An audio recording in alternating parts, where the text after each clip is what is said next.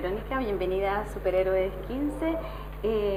Bueno, acabas de dar una conferencia que además con un título pues muy curioso, ¿no? Es cómo la ciencia me salvó la vida laboral, ¿no? Entre comillas, ¿no? Entre paréntesis. Bueno, cuéntanos un poco cómo te salvó la ciencia la vida. Bueno, tal y como he contado en la charla, soy periodista y con los años, después de muchos avatares, después de empezar haciendo información sanitaria, después haciendo información política, descubrí un poco que la ciencia en los laboratorios, cuando hacía informaciones relacionadas con el mundo de la investigación científica, pues me gustaba mucho, me atraía, me lo pasaba muy bien, disfrutaba un montón, llegaba a la redacción mucho más feliz que a lo mejor haciendo otro tipo de informaciones. Entonces descubrí que era algo que me motivaba mucho. Con el tiempo, bueno, pues por circunstancias, bueno, esto como es un periódico también se puede entender perfectamente las horas que pasa uno. Bueno, pues en un momento de mi vida tuve un bebé, bueno, mi hija, que ahora ya tiene 10 años, entonces pedí un poco de reducción no de horario, sino que me pusieran en alguna sección donde fuera más compatible, porque en ese momento estaba haciendo información política y bueno, los parlamentos acaban muy tarde, todos los consejos relacionados con el mundo de la política siempre acaban muy tarde, entonces bueno, pues pedir a dirección que me buscaran un sitio más compatible. Entonces dirección me ofrece en ese momento, la dirección del periódico donde yo trabajaba, dedicarme a hacer información científica. Y me gustó mucho esa idea, porque dije, me lo paso muy bien en otras ocasiones cuando lo he hecho, entonces empecé a trabajar ahí.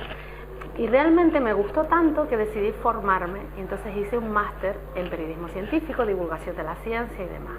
Entonces, ¿por qué digo que me salvó la vida laboral? Pues porque justo en el momento de la crisis, donde muchísimos compañeros, incluida yo, fuimos despedidos y hubo una debacle, 12.000 periodistas en los últimos 7 años se han quedado en la calle, 300 medios han cerrado, entonces mi especialidad me sirvió para montar mi propia empresa, ¿Y que es C mayúscula. ¿Tienes ahora? Sí, mi marca C mayúscula lo que hace es darle asistencia de comunicación a entidades científicas con la idea de ayudarlos a ellos a comunicarse un poco mejor con la sociedad, porque a veces les cuesta por el tipo de lenguaje, por el tipo de material que trabajan, a veces es un poco alejado, y también ayuda un poco a los compañeros periodistas a entender lo que hacen esos centros de investigación. Entonces mi especialidad, como no había muchas otras personas que se dedicaban a eso en Canarias, me ha servido, me ha ayudado a tener clientes relacionados con eso. Entonces, a pesar de que el mundo del autónomo, del innovador y del emprendedor es a veces duro,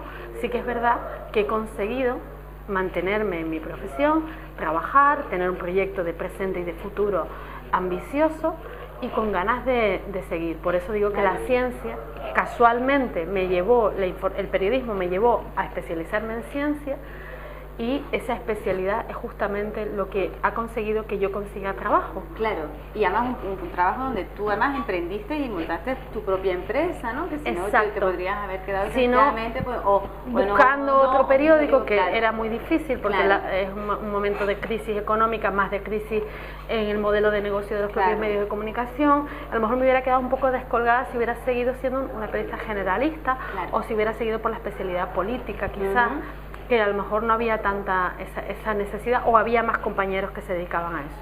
Bueno, y precisamente por tu misma profesión y por esa especialidad, me imagino que habrás visto mucho talento, además en muchos ámbitos, ¿no? ¿Crees que es suficientemente visible ese talento? ¿Crees que en nuestra sociedad, realmente la sociedad canaria, estamos alentando a que ese talento salga a la luz? La verdad que todavía creo que queda mucho por recorrer. En Canarias hay mucho talento. Es verdad que desgraciadamente por las condiciones que tenemos, mucho de nuestro talento ha tenido que irse fuera. En el caso de muchos científicos trabajan fuera, en el caso de muchos innovadores, tecnólogos, técnicos, tienen que salir fuera, pero hay mucha gente aquí haciendo cosas realmente interesantes. La lejanía nos cuesta, la falta de cultura nos cuesta también. Todavía no tenemos el suficiente ecosistema innovador, no se entiende tanto lo que hacemos. Entonces falta un poco, y también sobre todo creo que lo que falta en Canarias todavía son buenos casos de éxito.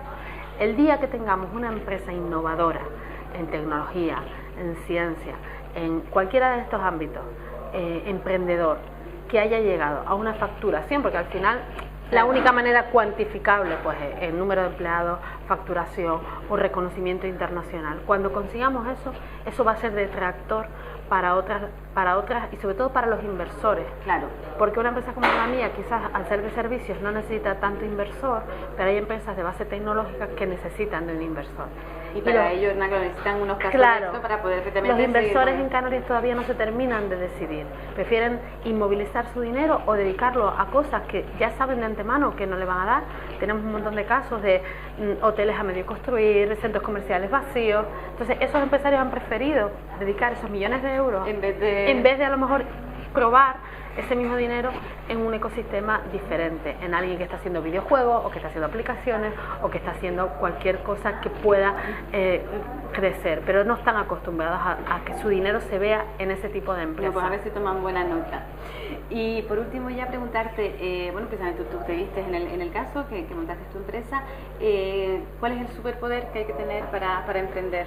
Yo creo que hay que ser una persona optimista y persistente, creer en ti, formarte sin ser tampoco ese optimista loco. Es decir, un optimista con los pies en la tierra creo que es una buena definición. Alguien que quiere seguir, pero es realista, sabe dónde parar el riesgo, porque a veces hay gente que por seguir con su idea fracasa y hace fracasar, pero no de una manera positiva, no para algo mejor. Entonces, bueno, hay que tener conocimiento, estar en el momento en el que estamos, querer contribuir y querer seguir. Pues muchísimas gracias, Verónica, ha sido un placer tenerte con nosotros. Igualmente.